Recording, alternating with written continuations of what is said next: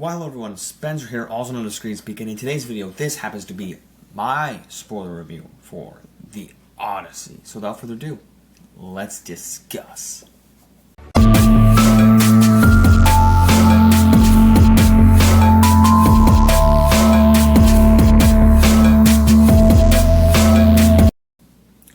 Alright guys, so I am very happy to say, can I just say it right off the bat, Nolan crushed. Nolan crushed, or sliced with the sword, if you will, in this film with the Odyssey. Now, a little background here. I did a rewatch for the past 2 weeks, as I'm doing currently for the next 2 weeks for Spider-Man movies. The last 2 weeks I did Nolan movies. The next 2 weeks I'm doing Spider-Man movies leading up to Spider-Man. Man, what a month of July that I am having. Crazy. Now, Spider-Man isn't what you're here to listen to. You'll hear Spider-Man more in my Spider-Man review in a couple of weeks. But today is my review, as you all know, for the Odyssey. So, I watched all the Odyssey, or all the Christopher Nolan movies. There's no Odyssey movies. If you're wondering if I watched any other, like Troy, or I've seen Gladiator, the two Gladiator movies, and I thought that this was 10 times better. Now, when I say 10 times better, I'm not discouraging. I think Gladiator is a fine movie. I thought Gladiator 2 was a mediocre, disappointing sequel. I didn't think it was trash, but I just thought it was fine. I mean, I didn't think... I'm not like one of these people like, Gladiator is one of the best movies ever. And Ridley Scott is a fine director. I like other movies Ridley Scott has done. Pretty much just Aliens, I guess. Alien, I don't know, forget the one with Alien. But anyway, so... I had seen Inception and I believe Interstellar before going to see Oppenheimer. And I had heard great things about Oppenheimer, right?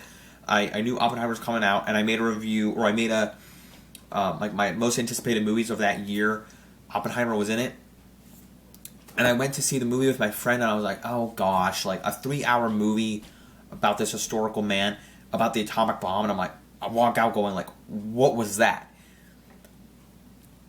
I will be making, recording after this, my ranking of Christopher Nolan movies. I'm not going to tell you exactly how the ranking is layered, is ordered, but this is not above Oppenheimer. Oppenheimer's above this. So I left this one amazed, but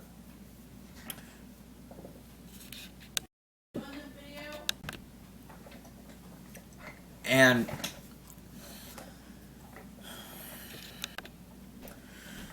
so that's where it ranks for me. But again, I walked out of this movie like just loving it. And that's the thing about Christopher Nolan. Like, it's like, oh, you have this movie under Oppenheimer and this and that. Like, you don't like it as much. Never said that. And I never said, also, if you come to me and ask, oh, did you read the Odyssey? No. Because I'm not one of these people. I don't like this crap. I don't get this a lot. But if you were come to me and say, did you read the Odyssey? Oh, did you read this comic book for this new comic book movie that you're going to see? No, bro, because I don't need to. Now, the two exceptions that I did was Thor, Love and Thunder. Not the best movie, I know. But I knew about the story about Jane Foster and her cancer, like because I read the comic. I also read the comic about Miles Morales' introduction before Into the Spider, or not before, but afterwards, and now I knew more about him. Or maybe it was before Into, but whatever the case is, I knew about those. I knew those two stories, but those aren't exact adaptations of those stories. The Jane one is a little bit. I mean, the Thor: Love and Thunder is not exactly the correct adaptation, but get completely sidetracked. I don't read every direct adaptation or thing. So no, I didn't read the Odyssey. I didn't need to. I was just watching it for this adaptation of a thing, of a book, of a novel, of whatever you call it, graphic novel, comic book, an adaptation of a video, like whatever, like an idea. It's a source material. So Christopher Nolan pulled it off. I don't know the exact way, but I know that because it was the director Christopher Nolan, I was blown away. Like, this journey, like, I heard this guy say, like, did you know the SpongeBob movie is, like, sort of the Odyssey for children, and I thought, you know what? You're not wrong. Just like the Lego movie is the Matrix for kids. Think about it. Type in the comment section, like, yeah, you're right. I am. I'm wrong. I'm not wrong. I am. Right. So, SpongeBob movie is not entirely this movie, but there's a cyclops. There is, things that I could say, but I'm going to digress. I digress. So, again, this movie with its scenes, the cyclops scene is, I know some people were complaining. Oh, okay. First of all, the idiocracy about the casting is just atrocious, and I'm not here to talk about it. But you have a fun time complaining your butt off, okay? So, but the scenes that are shot in the dark, I always complain like Lord of the Rings is too dark, but honestly, I would go back and watch all Lord of the Rings over Game of Thrones because I don't have an issue with Game of Thrones. I have an issue with binging it by the end, and then I've talked about it with my friends. I'm like, But I've had an issue with Lord of the Rings because some of it's not. I wish it was brighter in some scenes, but this movie, because you're cutting back and forth between other moments, and then once you get to, once you're in, the dark Cyclops scene, I'm like, okay, I could get past it because I can see him. If it was hard for me to see it, I don't know, some crap online, it was like, oh, it's too dark, oh, I hate Nolan, it's too dark, and I'm like, okay, whatever, I don't have a problem with it. And maybe it's because, I watched all the different Christopher Nolan movies, and I loved a lot of them. I even thought Tenet was better on second rewatch, and I'll tell you guys where it ranks on my list tomorrow, or later this week, in the future here. Not too much longer. But I was like, okay, I wasn't having a problem with the Odyssey, and like I said, the Cyclops scene is so well done, and then the Trojan horse, it's so tense, and the music that Ludwig Göransson does, I don't know what he does in this movie, but I hope he wins the Oscar. I don't know who else is in the composing category, music, the score category at the Oscars next year, but I am like, please win. Please win. Oh my god, it's going to be Hans Zimmer. Oh, it's going to be for Dune.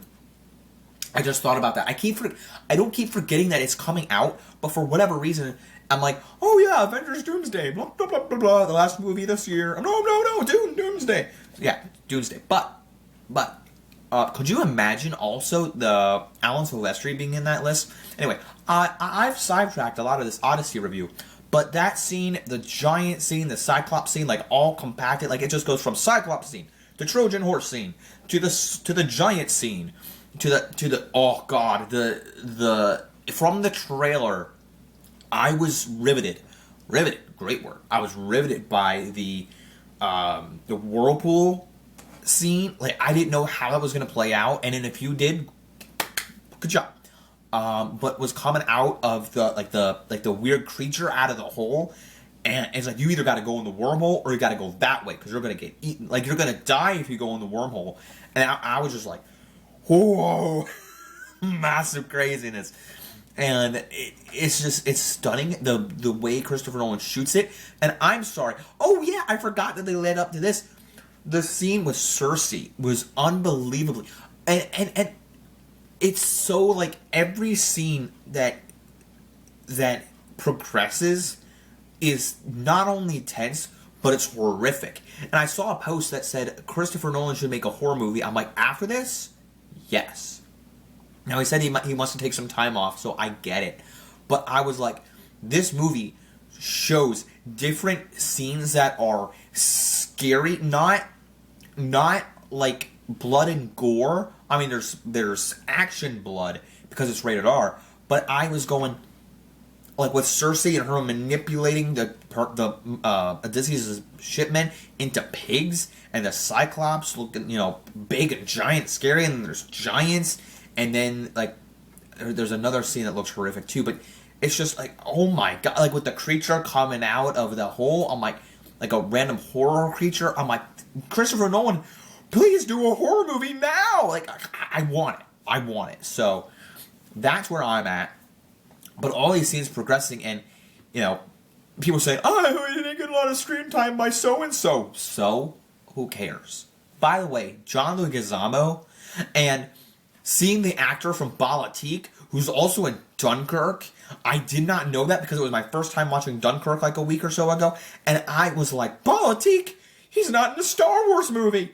The actor who plays Politique. And he's in this as well, talking to John Leguizamo, who's Sid the Sloth. I'm like, are you kidding me? Luigi? The old 90s Luigi? And we got him, both of them on screen together. Robert Pattinson's Batman, another Catwoman interacting with a Batman, Anne Hathaway, Devil Wears Prada, Matt Damon from Nothing. Oh wait, he was in The Martian, excuse me. And what else? Hamish Patel, Tom Holland and Punisher. We got both of them interacting together that are in a movie here soon. And Zendaya and Mia Goth. Like, I totally forgot she was in this. And she pops up. I'm like, oh, there you... Hi! I love her in anything. If Jenna Ortega was in this movie with her, I would have been... I mean, they were already in a movie together. But I just... Whew! Hot diggity. She's a woman I would love to get into bed with. And I'm done with that part. But anyway, it just, the cast alone, it's the same thing with Oppenheimer, just these little nugget, random pieces. But also, I think one of my favorite things, excuse me for saying this, and this is going to be to any of my friends who watch this video, to any randos who watch this video, that just stumble upon this video and who are like, oh, you're one of these people, I understand. No. Listen, you gotta understand. I love this movie for the action, for the set design is beautiful. No one knows how to shoot a movie. Like, I'm hoping some of it was on location, and just the gorgeous scenery and the way the Trojan horse was made and all this fun stuff. I'm about to give my score here in just a second, but I loved all of it. The cast. One of the things I have to say about the cast, I love the cast through and through in every Nolan movie. But what takes the cake for Oppenheimer, like one of the things I love about Oppenheimer, which I gotta mention in my Nolan ranking, is that this movie, because of the cast that it has, and I rank the way I rank his movies, and other such director movies do director rankings, is based off of the cast. And this, I think the cast, just like the weird random people Nolan puts in Oppenheimer, it just is over Odyssey for that reason, because I'm like, wow, I don't know how he got these people on speed dial. Just spit across the room. But I'm like, I have no idea. Now, counter to that, there's other people in this movie. He's like, okay, then how was he able to get people in this too? Like, he could have just called people that were in Oppenheimer. But I really thoroughly loved who was in this movie and how he put this movie together. Like I said, I don't know a lot about the Odyssey. The twist in this, I thought, was fine. I don't want to say it was like the best. You know, it left me like, oh, okay. I'm not too like surprised, but because like other Nolan twists are like, oh my gosh, I didn't see that, and like that makes total sense. I was just like, yeah. I mean, if you guys know, he returns home. Spoilers, but Odysseus returns home. And then he dies. Like, I wasn't completely surprised of how, because of the shit he went through, because of all the battles and the suitors, the way he takes out the suitors. Like, the final fight is amazing. The final act is amazing. And maybe there's a complete twist, like, that I missed, but I just loved what they did in Oppenheimer more.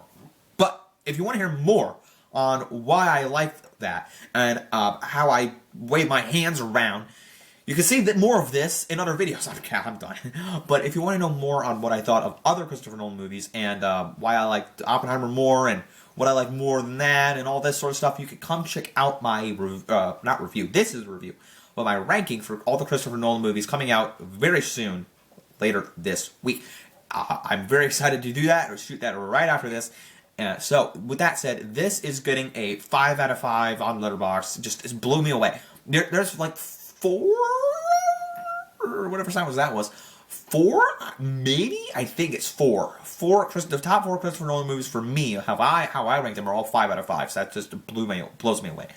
So, he's a great filmmaker. That's my 5 out of 5 on Letterboxd, a 10 out of 10, and just an A+ all around. Great movie. Great movie after watching. I mean, Minions I liked, and Evil Dead Burn I really loved last week. But after, Disclosure Day, Supergirl, I enjoyed Masters. I enjoyed a lot of movies this summer, but this one was fantastic. And seeing it in IMAX, I forget to mention that, IMAX, if you want to go see the Odyssey, go watch it in IMAX. So that's my review. That's my score of the movie. Stay tuned later this week for my Christopher Nolan ranking video. If you leave a like, subscribe, follow me. Don't forget to keep calm. Watch screen. Peace out, everyone. Bye.